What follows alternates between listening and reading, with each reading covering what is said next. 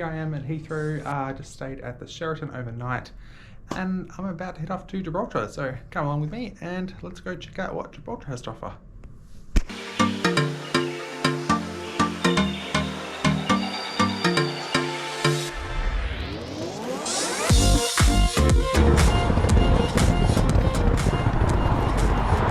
So yeah, Uber cancelled my order twice, so now I'm looking for a bus instead. You know you've reached the pinnacle of luxury travel when you're waiting for a TfL bus at a stop at 4:40 AM and trying to get to Heathrow.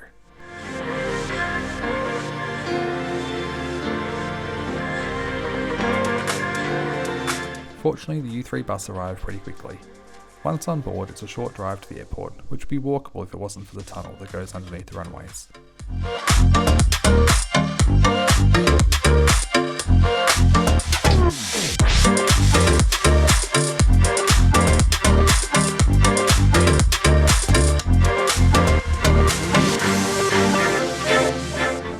The bus arrives at the Heathrow Central bus station, from which I took the long walk through the tunnels to get to Terminal 3. These are the same tunnels used to catch the Tube or the Heathrow Express trains.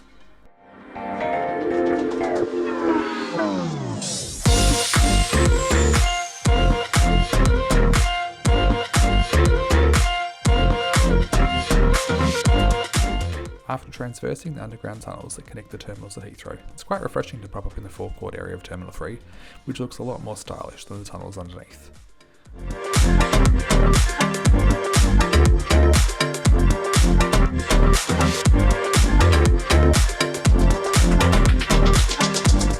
I made my way into the terminal into the BA Club check-in area to drop off my bag and get a printed boarding pass. Hello. Yeah, you taking me your bag, yeah? Gibraltar?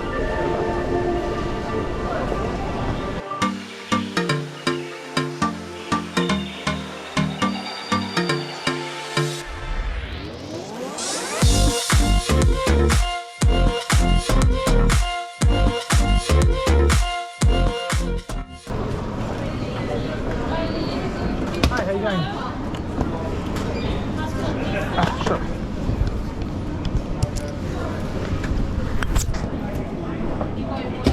Yeah, I do, yeah. Can I get a printed copy as well, though? Sorry. Unlike most BA flights that depart from BA's home in Terminal 5, the flight to Gibraltar departs from Terminal 3. There's other flights that also depart from Terminal 3, so it's good to check if you're flying BA which terminal you're actually flying from.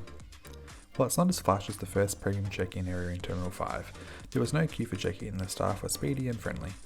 Once check-in was complete, I took the escalator upstairs for fast-track security. As seems to happen to me when travelling in Europe, my bag got selected for secondary screening because my hand sanitizer wasn't in a clear plastic bag, despite being separate in the tray. The whole process was still pretty speedy, and before long I'd made a wrong turn and ended up in the duty-free maze. Once I found my way out of the duty-free area, I made my way to the Zone F lounge area. At Heathrow, each lounge is given a letter, making it easier to find the lounge you're looking for. Within the F zone is the number 1 lounge and the BA lounges. Fortunately, this area is one of the first you come across once leaving the maze of duty-free. The Qantas lounge at Zone C is closer, but unfortunately the Qantas lounge doesn't open as QF1 was yet to arrive from Sydney this morning. Good morning, how are you? I'm well, thank you. That's good. Wonderful. Awesome, thank you very much.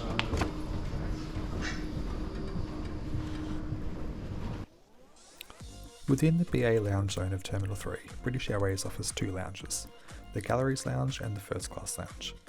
I used the Galleries Lounge last year while flying back to Australia just after the Aussie border reopened, but this was my first trip to the British Airways First Lounge in Terminal 3. I'm on just the 3rd BA flight out of Terminal 3 this morning. As such, the first lounge was pretty quiet. The lounge is divided into a series of zones, with bar-like seating at one end and more casual in the middle, and a dining room at the far end of the lounge. I took a seat in the dining room and ordered some scrambled eggs, bacon and a hash brown. It arrived quickly with an orange juice as I made myself a cup of peppermint tea. Eating breakfast overlooking the waiting BA aircraft and watching the first arrivals of the morning land was a nice way to start the day. The champagne bar was also open, offering a few varieties of bubbles, but I decided to skip the champagne breakfast today. The lounge experience isn't the Qantas room's first class lounge experience, but it's pretty nice for us prior to such a short flight. BA directs its actual first class passengers to the Concorde room, so this lounge is really aimed at top tier frequent flyers instead of those actually flying first. And I don't think British Airways actually offer any first class out of Terminal 3 anyway, all of that happens in Terminal 5.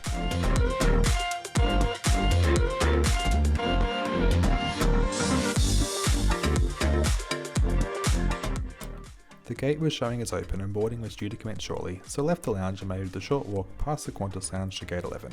This is the closest gate to the British Airways lounges.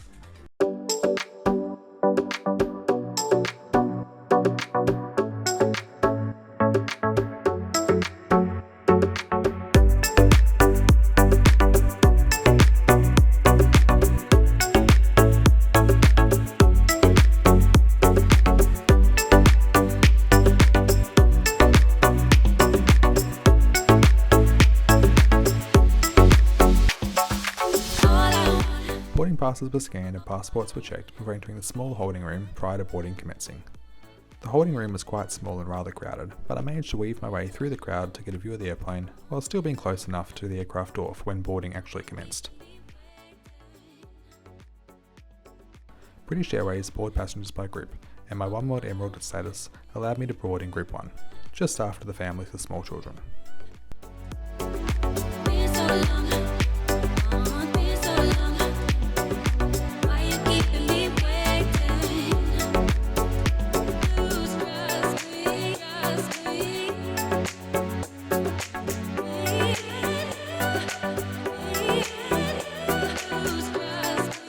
At the aircraft door, the crew offers sanitising wipes, reminding us that we're still in a pandemic. Masks are no longer required on BA flights, so it was somewhat different to see the crew's faces again. Less than a third of passengers chose to wear a mask, a sign of the different approach in the UK compared to what I'm used to back in Australia.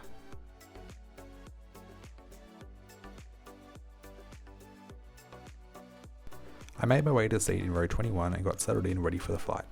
Boarding was completed quickly and we were closed up for an on-time departure.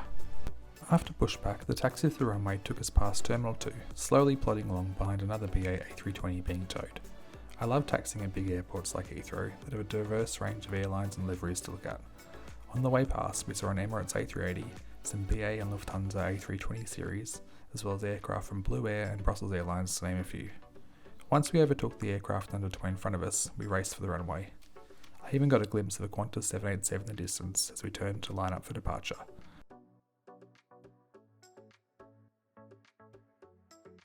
We took off quickly to the west and climbed above the clouds before heading across the English Channel towards France and later Spain.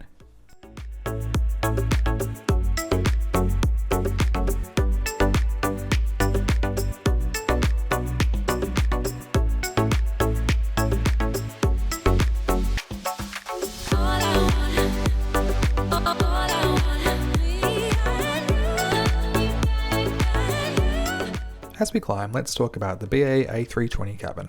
The cabin is laid out in a 3-3 seating configuration from nose to tail. The main cabin seats are a slimline black leather covered seat. A small tray table folds down from the seat in front, and there is also a seat pocket with safety car and bath bag in each seat. The seat also has a coat hook, but the seats themselves have little padding, especially on the seat back, and do not recline. In my row, the middle seat was empty, allowing pretty much the same seating config as business class.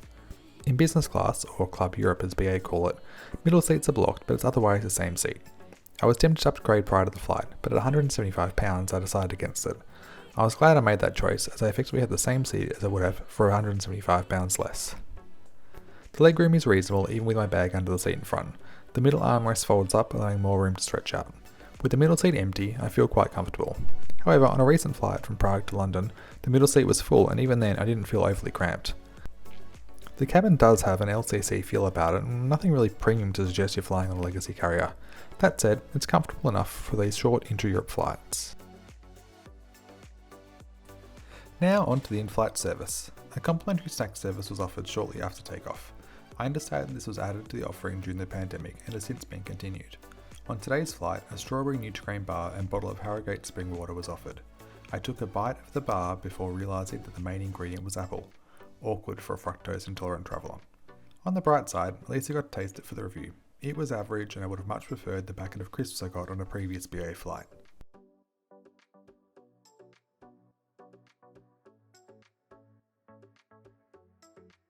While there is a complimentary snack service, a buy on board menu is also offered. I pre-ordered a scone set the day before my flight from the Speedbird Cafe. The pre-order promises delivery at your seat when ordering. There is a limited subset of the seated menu also available on board, with in-seat ordering via the Wi-Fi portal. My afternoon tea set arrived with a very British afternoon tea box set. Inside was a single scone and 2 small jars, one of jam and one of clotted cream. It also came with the world's smallest knife to serve. It was, however, delicious. Previously I've been against the buy on board concept, but it's growing on me when it's in addition to a free snack. It allows for a wider selection of options to suit different tastes, whether that be a morning G&T or a cup of tea. My purchase set me back £7, including a can of Coke, which aided my jet-related sake. The crew continued to offer buy on board throughout the whole flight, and quite a few G&Ts and wines passed me as fellow passengers began their holidays early.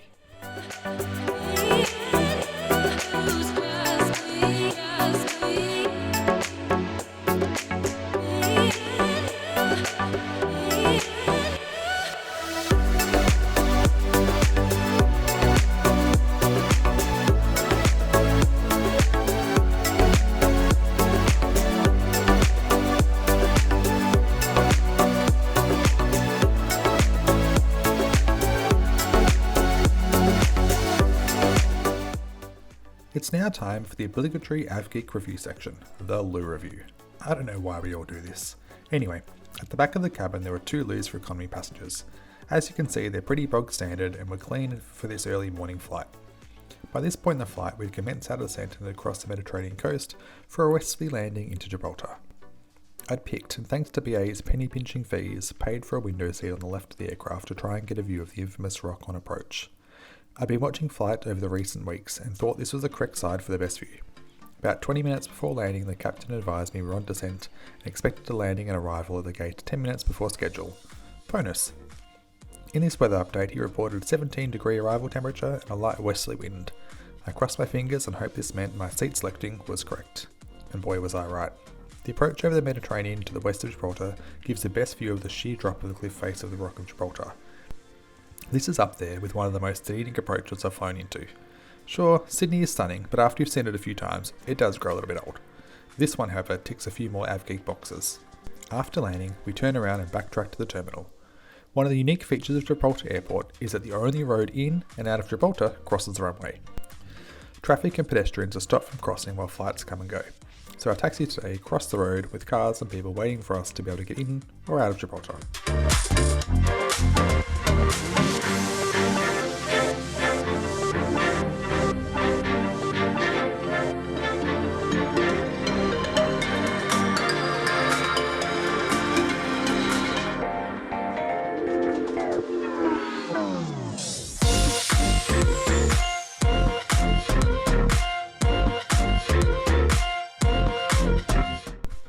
Despite Gibraltar being part of the UK and this flight coming from London, there's passport control on arrival. UK and EU citizens are waved through after a quick glance at their passports. All other countries, including me on my Aussie passport, require a stamp to enter Gibraltar. Because I got a stamp, I'm adding Gibraltar to the list of countries I've now visited. Baggage claim is a simple yet streamlined affair just before walking into the arrivals hall and finding my way to the hotel. Overall, the flight was pretty good for an economy surface, notably because of the good pre-departure lounge experience. I think the buy on board menu also helped make the flight more enjoyable and made the journey fly by as I ate my way across Spain. I would have liked to use the Wi-Fi to stream some shows, but I found writing a blog just as enjoyable. If you also like to read about travels, head out my website at www.travelwithcarl.com. Approach and landing into Gibraltar was spectacular for those, like me, who are seated on the left-hand side of the plane, making it a must-do flight for any true aviation geek.